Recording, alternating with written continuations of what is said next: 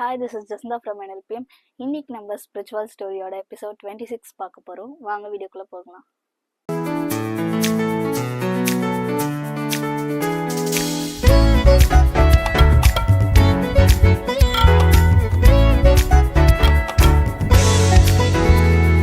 ஒரு நாள் நிறைய தவளைங்க வந்துட்டு காட்டுல தண்ணிய தேடி சுத்திட்டு இருந்துச்சாம்.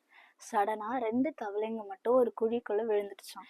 இதை பார்த்த மற்ற தவளைங்களுக்கு ரொம்ப கஷ்டமா இருந்துச்சாம். அவங்களோட ஃப்ரெண்ட்ஸ் வந்து குழியில விழுந்துட்டாங்களே அப்படின்னு சொல்லி ரொம்ப கஷ்டப்பட்டாங்களாம். குழிக்குள்ள விழுந்த அந்த 2 தவளைங்களை பார்த்து மற்ற தவளைங்க சொல்லிச்சான், இங்க இருந்து தப்பிக்கிறதுக்கு வழி கிடையாது, ஸோ அதனால மேல வர நீங்க ட்ரை பண்ணாதீங்க அப்படின்னு சொல்லிச்சான்.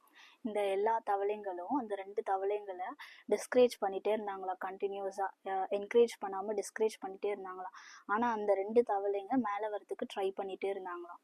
கொஞ்ச நேரத்துக்கு அப்புறம் ஒரு தவளை மட்டும் அவங்க சொல்றது கரெக்டு தான் அப்படின்னு சொல்லி ட்ரை பண்ணாம அங்கேயே செத்து போயிடுச்சான். ஆனா இன்னொரு தவளை ட்ரை பண்ணி எப்படியோ அந்த குழியில இருந்து மேல வந்துருச்சான்.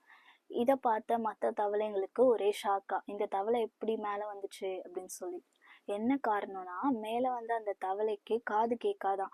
ஸோ அவங்களோட ஃப்ரெண்ட்ஸ் வந்து அந்த தவளைய டிஸ்கரேஜ் பண்றது அந்த தவளைக்கு தெரியாம நம்மளை என்கரேஜ் தான் பண்றாங்க அப்படின்னு சொல்லி அது எப்படியும் மேல வந்துருச்சான். ஸோ மனுஷங்களோட ஒப்பீனியன் வந்து உங்களை காயப்படுத்தும், ஆனா உங்களை நீங்க பிலீவ் பண்ணணும். 1 சாமுவேல் 10:27 வாசிக்கிறோம். இவனா நம்மை ரட்சிக்க போகிறவன் என்று சொல்லி அவனுக்கு காணிக்கை கொண்டு வராமல் அவனை அசட்டை பண்ணினார்கள், அவனோ காது கேளாதவன் போல இருந்தான். இங்க பாத்தீங்கன்னா சாமுவேல் வந்துட்டு சவுல ராஜாவா அபிஷேகம் பண்ணாங்க. ஆனா ஜனங்க பாத்தீங்கன்னா இவனா நம்மளை ரட்சிக்க போறான் அப்படின்னு சொல்லி சவுல அசட்டை பண்ணிட்டாங்க.